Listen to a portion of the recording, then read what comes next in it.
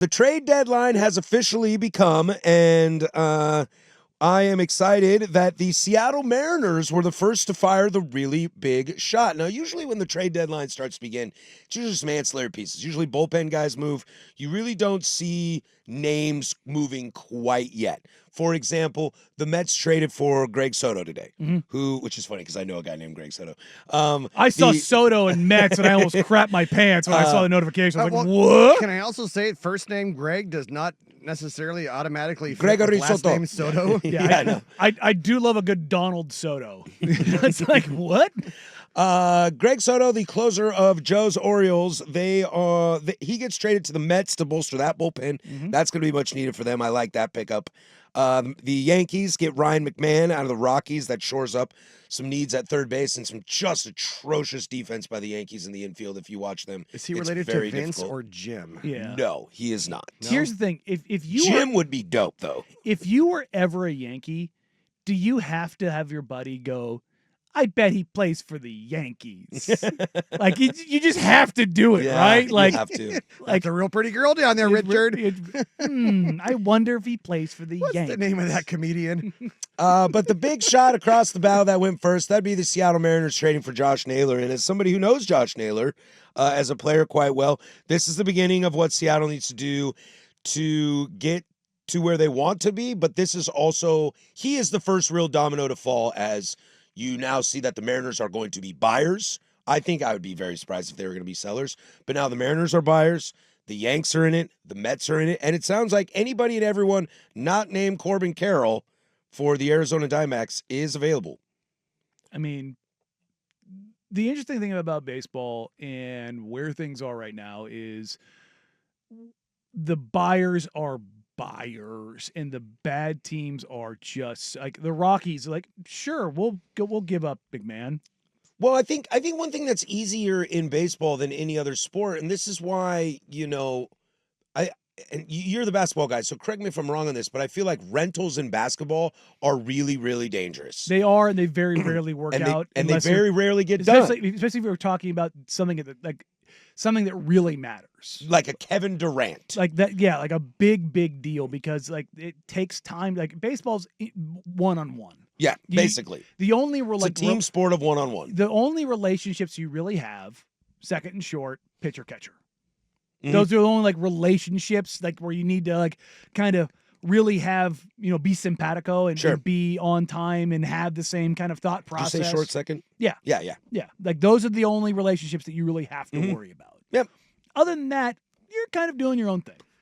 I just tell you to get the hell out of my way if I'm in right field and you're in center and I'm getting the ball. Mine. Mine. May I ask something here as kind of the least baseballman on this show? And I realize that Josh Naylor's had a couple good years in the last couple years.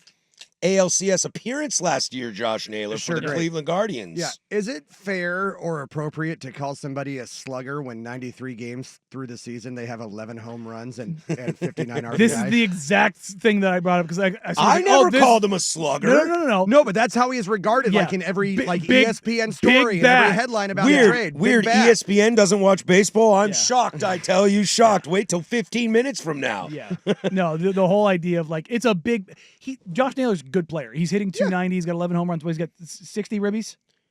59. 59. Okay, so I was off by one. My bad. Good bat for sure. He's all like I said. He's hitting 290. And we were talking about this because I think we both saw some version of the same clip. What All-Star game was that? It was like 2004. Something like that, 2004? Yeah, it's like 04, 03, 02, something like that. Somewhere in there. It's all-star game. It's like now up to bat, Pudge Rodriguez hitting 370. Now up to bat. Carlos Delgado, 355. You're just like and 30 bombs. Yeah, and like every single person that's coming up to bat is hitting like 350 plus. And it's like, what is there, 2 guys in the American League that are hitting over 300 this year and nobody in the National League? I believe that is correct. It's Aaron Judge and... Quan? I don't think so. He's had a rough month. Let's see. Batting leaders, all of Major League Baseball. Aaron Judge, 345. Will Smith, 323. Will Smith is the National League.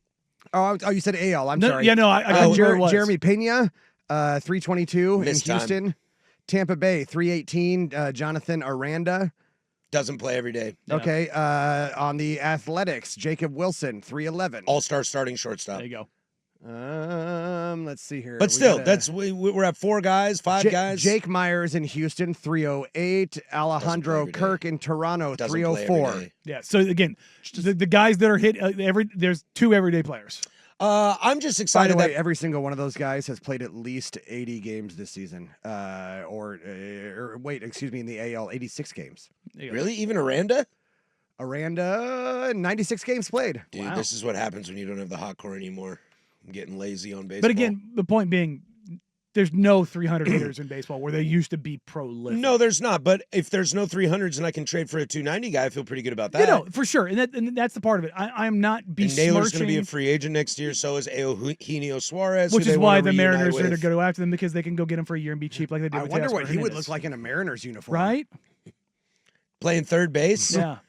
Kyle Seager's old stomping ground. Let me That'd be weird, let me get the dude. Photoshop going. It's like all the people Yeah. here's a Photoshop of Damian Lillard as a Portland Trailblazer. How many Maybe guys? a different shot of like Teoscar Hernandez too. What would he look like? How in a many Mariners guys got uniform? traded from a team and then got traded back to that team? I would say in baseball it actually probably happens the most. Probably. I would say that's probably the I'm most trying to think frequent of somebody. league where that happens. Because Greg Maddux didn't get traded to Atlanta. He signed as a free agent. Yeah. And I believe he went back to Chicago on his own accord.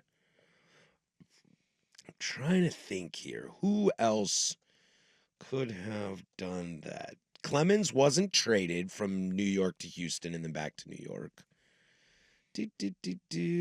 Off the top of my head, I can't think of anybody. Eugenio would be the only one, but I'm sure there's other ones. But Suarez going back to Seattle, I think that would be great. I'm also hearing Well, and Suarez did to they potentially the trade him Cubs. away or was he a? They free traded agent? him. They traded him. They Okay. traded him. Okay. Yeah, because I'm almost positive. the they guys traded that him. come back, like the famous names more recently are Greinke and Pujols. Greinke going back to the Royals and Pujols going back to the Cardinals, but they weren't traded. Yeah, They they're came back free as agents. Yeah. Now this, I'm sure I'm going to get called out on this one, but I have a feeling both of them were free agency signings and not trades. Take a stab. Ken Griffey Jr. Free agent to Cincinnati, Mhm. I believe also free agent back to That's Seattle. So that's what I thought. Yeah, Probably I think free so. agency I both think so. times, but yeah. Oh, Ricky Osmus. Henderson. Brad Osmus. Brad Osmus. Duh. Why didn't I remember Brad Osmus? Houston? Detroit. Traded from Detroit Yeah. to Houston, back to Detroit. Okay, the great Brad Osmus. Do you know who he is? He is the bench coach for a Major League Baseball team. Did you know that? Is it the Tigers? Nope. Who's he for? Who's He is the- coaching for? I always thought Brad Osmus was a bright mind in baseball and was looking forward for him to be the future until I found out who he works for. Mm. He works for the dumbest manager in all of Major League Baseball. It's a longer list. The dumbest. Boone. My number one. Boone, He is the yeah. Yankees bench coach. He works for Aaron Boone. Every time I see him on the phone calling the bullpen, I'm Oh, like, Jose Lima. Jose Lima's another one. Jose Lima's played for 30 teams. Yeah, I know. I'm going down the list. Trevor Miller. Yeah, Trevor Miller was one. I don't know who that is. Pitcher. Still don't know who that is. But I guess it doesn't happen very often. No, it hasn't. It'd be fun. Kimbrel. Craig Kimbrell, was he traded? He traded to the Padres and then And then Braves. back to the Braves? Yeah. All right.